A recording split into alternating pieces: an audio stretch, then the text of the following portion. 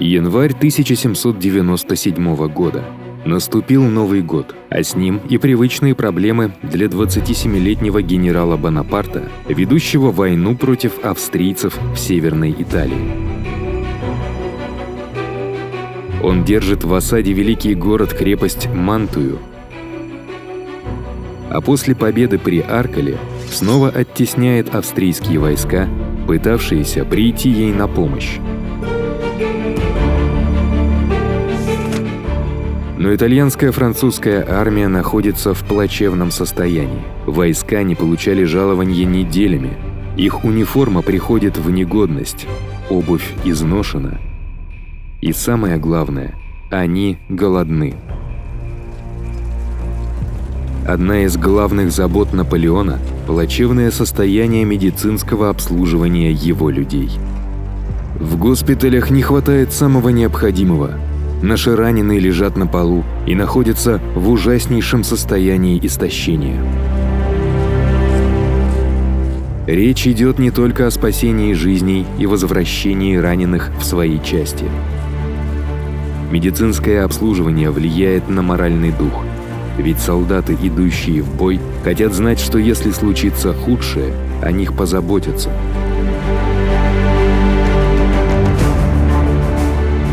Гораздо хуже обстоят дела у австрийского гарнизона Мантуи, которым командует фельдмаршал Вурмзер. За 4 месяца осады 9000 солдат умерли от болезней, ран или недоедания.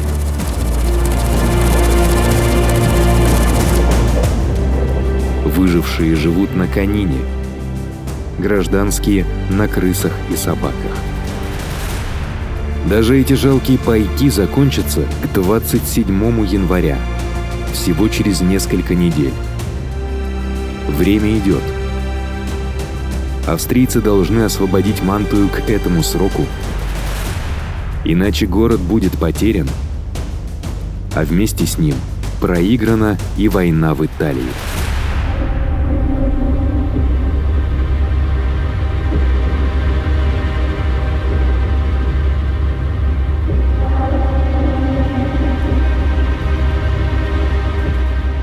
Наполеон, получив всего 7000 подкреплений, готовится встретить наступление альвинцы.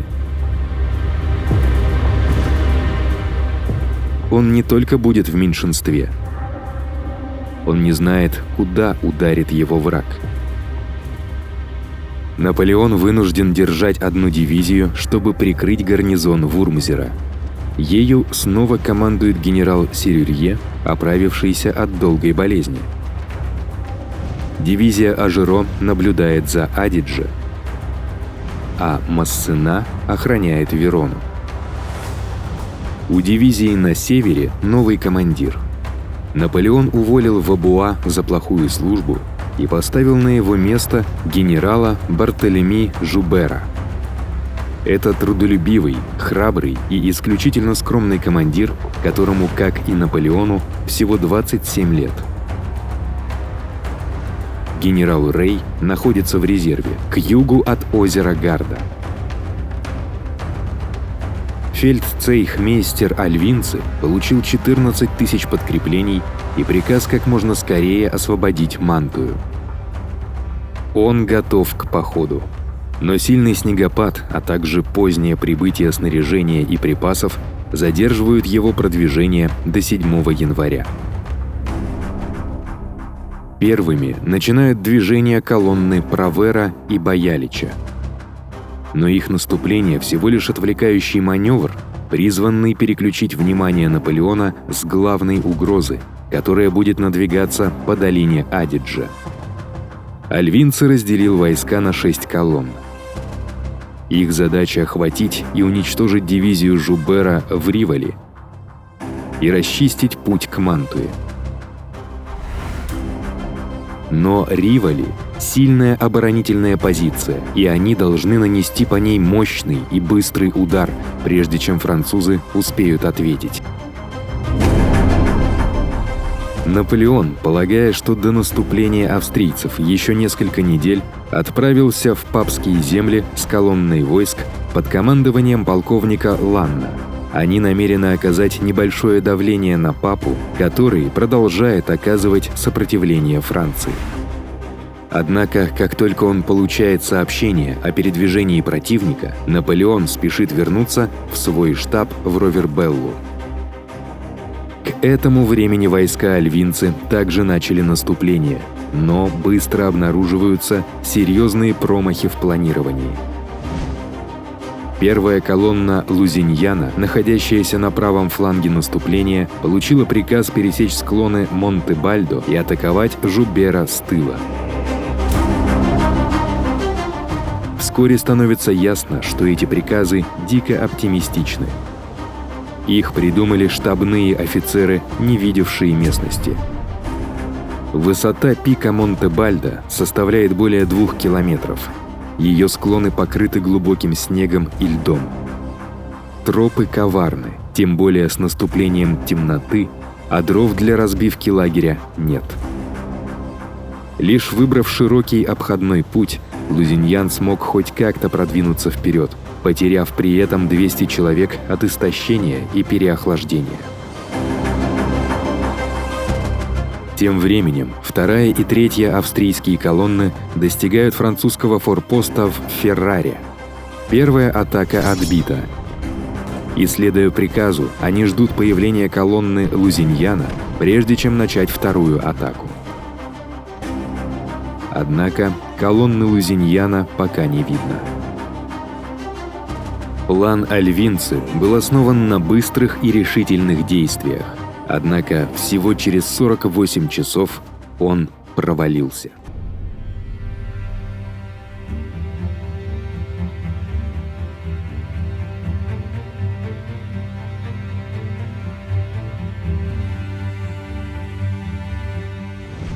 В Ровербелле Наполеон обдумывает поступающие донесения.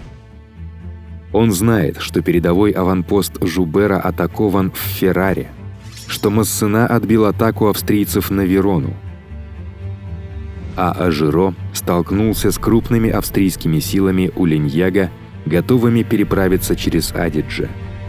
Неужели альвинцы используют ту же тактику, что и раньше, атакуют с востока? Затем поступает второе донесение от Жубера. Его разведчики обнаружили вражескую колонну, марширующую в обход. Он не сомневается, что ему грозит крупная австрийская атака, и начинает отводить свои войска к Риволи. «Донесения, которые я вам передал, точны», — говорит он своему начальнику. «Будьте уверены, враг приложит все усилия, чтобы отбросить меня к Мантуе».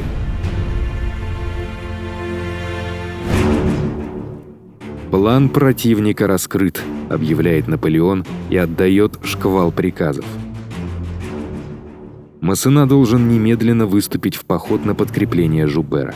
Ажиро должен отправить ему кавалерию и пушки, в то время как остальная часть его дивизии будет следить за Правером. Рей должен двигаться к Кастельнуово. Серюрье должен быть в состоянии повышенной готовности к попытке прорыва гарнизона Мантуи, а Жуберу, самому молодому и неопытному из командиров наполеоновских дивизий, приказано любой ценой удержать Риволи, уверяя, что помощь уже на подходе.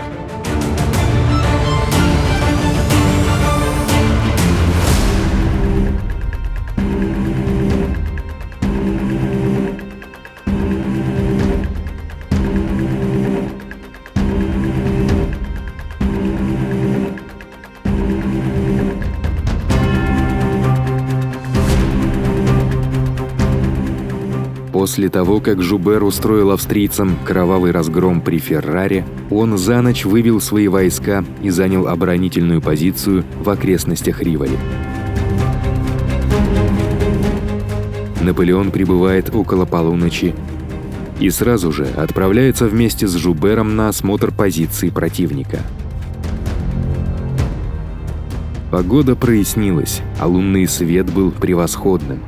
Я поднимался на различные высоты и наблюдал за линиями вражеских огней. Они заняли территорию между рекой Адидже и озером Гарда, и обстановка располагала к действию. Можно было легко различить 5 лагерей, в каждом из которых находились колонны. До прибытия подкреплений у Наполеона имеется только дивизия Жубера – 10 тысяч человек, чтобы сдержать 24 тысячи австрийцев. Но альвинцы помогают уравнять шансы, приказав первой колонне Лузиньяна совершить широкий фланговый марш, чтобы отрезать французскую линию отступления. Наполеон решает, что главную дорогу на Риволи, проходящую через крутое ущелье, известное как Пантара, может удержать один полк, поддерживаемый окопавшимися пушками. Таким образом, шансы 9 тысяч против 12 тысяч в центре становятся более реальными. Но Наполеон хочет выдвинуть свою оборонительную линию, чтобы удержать холмы, очерчивающие край плато Риволи. В 4 утра бригада легкой пехоты генерала Виаля движется вперед сквозь тьму. Они оттесняют австрийские аванпосты и берут часовню Сан-Марко. Слева за ними следует остальная часть дивизии Жубера. Но французы заходят слишком далеко.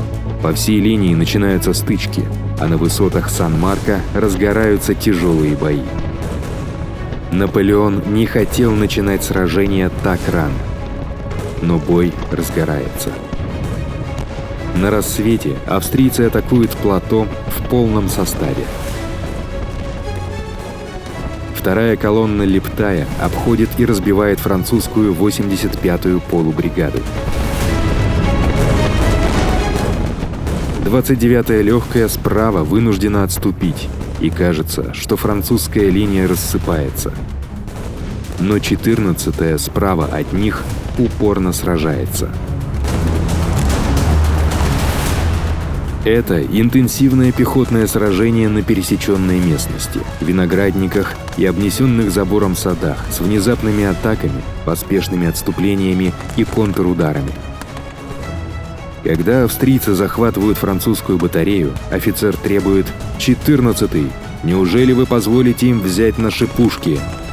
Его солдаты бросаются в атаку, сметая австрийцев, и возвращают батарею. К 9 часам утра прибывают войска Массена. Они занимают позицию слева от Жубера. Растянутая французская линия стабилизировалась. Но пока французам противостоит только половина из 6 колонн альвинцы. Одна за другой в бой вступают остальные. 6-я колонна Вукасовича находится на дальнем берегу реки Адиджи, но ее орудия вносят хаос в ряды французских войск, удерживающих Пантары. Под прикрытием этого огня 5-я колонна Рейса пробирается по узкой дороге и в ожесточенном бою штурмует французские укрепления. Это продвижение угрожает окружением всему правому крылу французов. Начинается отступление. Мгновением позже выстрелы с юго-запада сообщают, что первая колонна Лузиньяна достигла Аффи и готова отрезать им путь к отступлению. Положение французов отчаянное. Они в меньшинстве, окружены и попали под сильную атаку. Штаб Наполеона с тревогой смотрит на своего командира, гадая, какое чудо может спасти армию сейчас.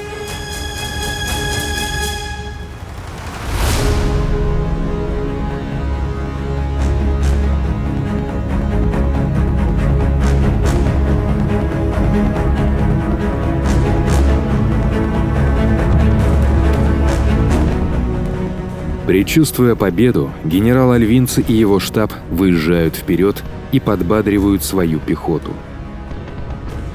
Наполеон сохраняет спокойствие.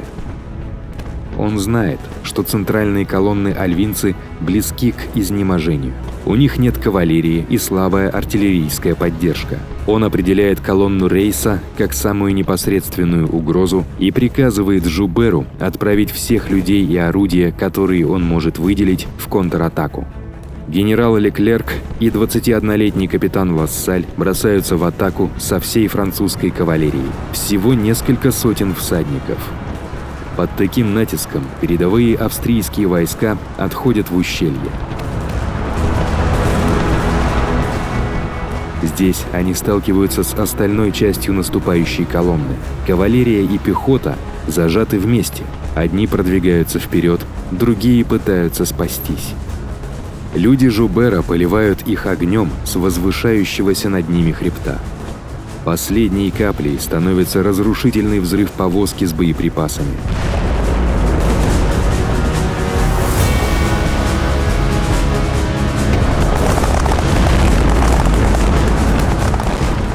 Моральный дух австрийцев сломлен. Оставшиеся в живых отступают по дороге в безопасное место. Теперь Наполеон обращает все свое внимание на центр, где измотанные австрийские колонны оказались в беспорядке. Внезапное появление французской кавалерии при поддержке пехоты и пушек вызывает панику и массовое бегство. Альвинцы, который, должно быть, считал себя на пороге победы за несколько минут до этого, теперь вынужден бежать в тыл, сея тревогу среди своих людей. К часу дня основная часть австрийской армии начала быстро отступать, оставив первую колонну Лузиньяна в неудобном положении. Полностью изолированный, он начинает отступление, но прибытие бригады генерала Рея в его тыл приводит к разгрому. Менее половины из 4000 человек спасаются бегством.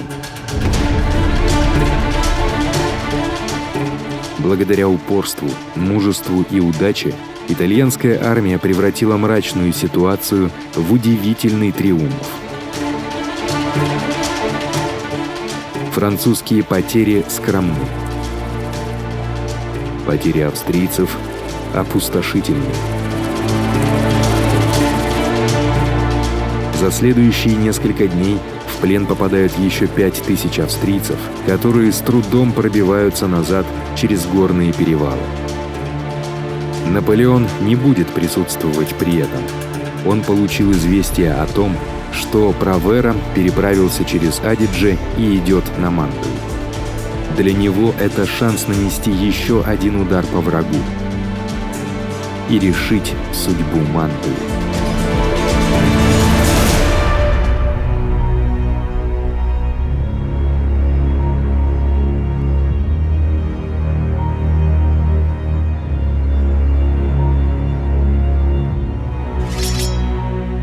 Оставив Жубера под командованием в Риволе с приказом возобновить атаку на рассвете, Наполеон мчится на юг с дивизией Массена. Правера не подозревает о катастрофе, охватившей армию альвинцы. Не знает он и о том, что теперь охотятся уже за ним. Он продвигается к Мантуе. За ним тенью следует Ажеро, который уничтожает его арьергард. 2000 человек попадают в плен. У Правера остается всего 7000 человек, и единственная надежда – прорвать французские линии осады. Сначала он пытается атаковать Сан-Джорджо. Внушительная французская оборона и мощная канонада останавливают его.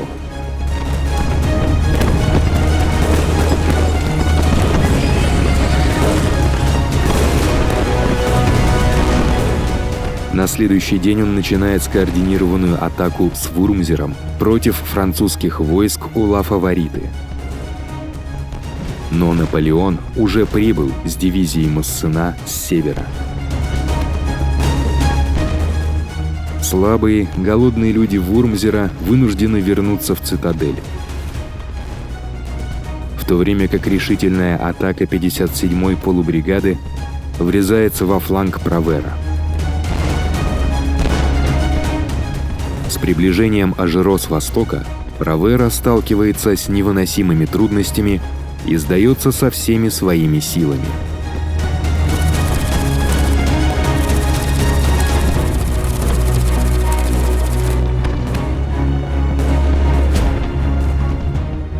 Последняя надежда Вурмзера на спасение потерпела крах.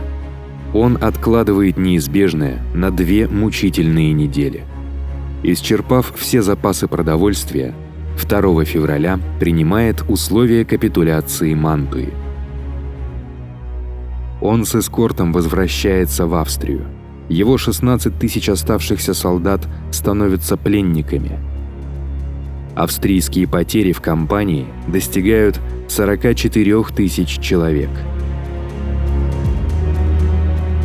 Спустя 8 месяцев осада Мантуи окончена. Победа, которую вскоре будут праздновать на улицах Парижа. Но формальную капитуляцию Австрии принимает не Наполеон, а генерал Серюрье. Его главнокомандующий уже отбыл, чтобы сразиться со своим следующим противником – Папой Римским.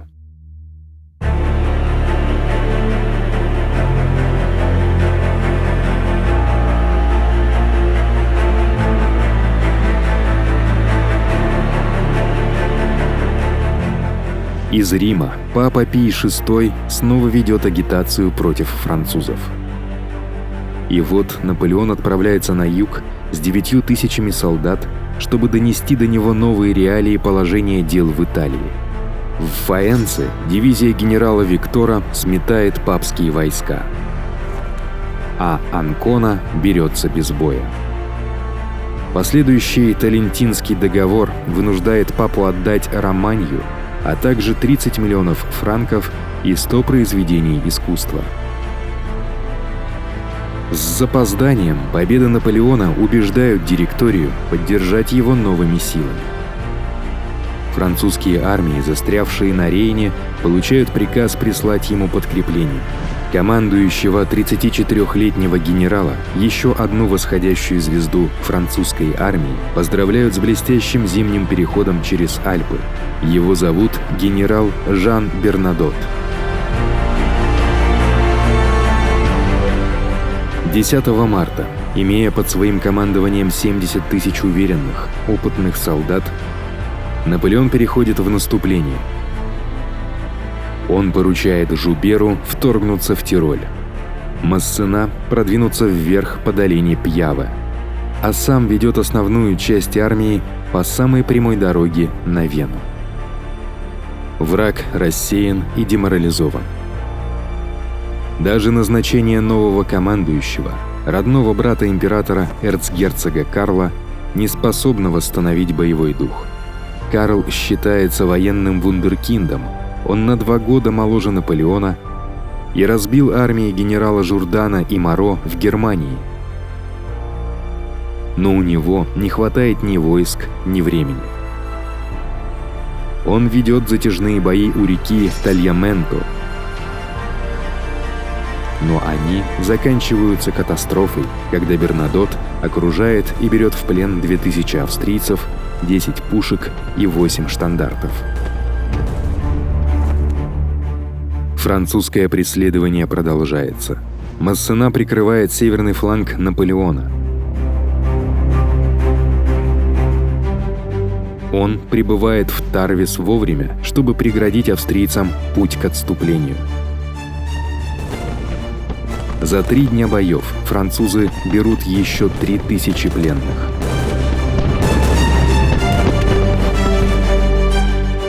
Войска Наполеона на каждом шагу обходят и переигрывают австрийцев. Но его положение более опасно, чем кажется. Другие французские армии только-только переходят Рейн, а его собственные линии снабжения теперь слишком растянуты и уязвимы. Вместо того, чтобы отступить, Наполеон продолжает наступление, предлагая эрцгерцогу Карлу начать мирные переговоры. Австрийцы соглашаются. Через 2 дня обе стороны заключают перемирие. И в Леобене начинаются мирные переговоры. После 5 лет конфликта блестящее продвижение Наполеона в Австрию положило конец войне Первой коалиции.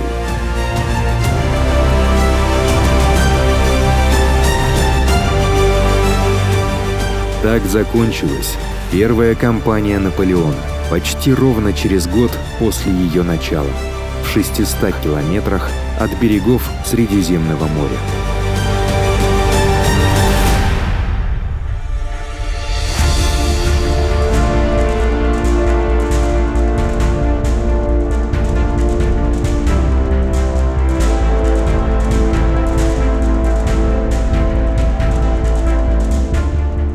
Переговоры в Леобине становятся основой для Кампо-Формийского договора, подписанного 5 месяцев спустя.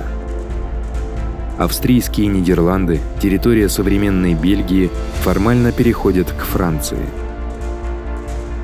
Венецианская республика, захваченная и подвергшаяся систематическому разграблению наполеоновскими войсками, делится между Францией и Австрией. Так закончилась 1200-летняя история Венецианской республики. Знаменитые лошади Святого Марка – одно из многочисленных сокровищ, отправленных в Лувр в Париж, чтобы присоединиться к его быстро пополняющейся итальянской коллекции. Французская часть Венеции присоединяется к другим итальянским клиентским государствам и образует новую Цезальпинскую республику. Автор ее конституции – Наполеон Бонапарт.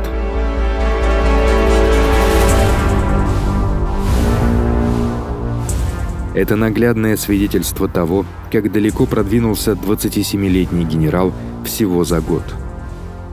Проведя одну из самых блестящих военных кампаний в истории, многие считают ее лучшей, он теперь диктует условия королям и папам, создает новые государства и укрепляет свой статус самого знаменитого военачальника в Европе.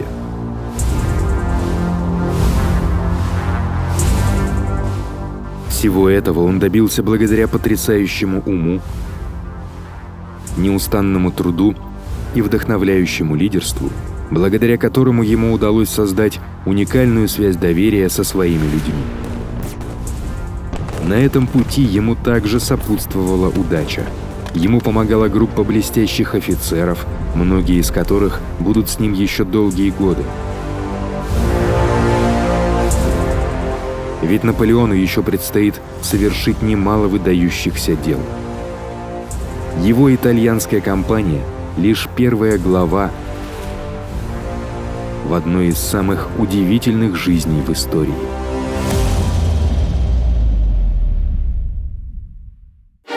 Спасибо за просмотр. Если вам понравилось это видео, пожалуйста, подпишитесь на наш канал, поставьте лайк и обязательно поделитесь им со своими друзьями. У нас есть телеграм-канал, группа ВКонтакте и Дзен.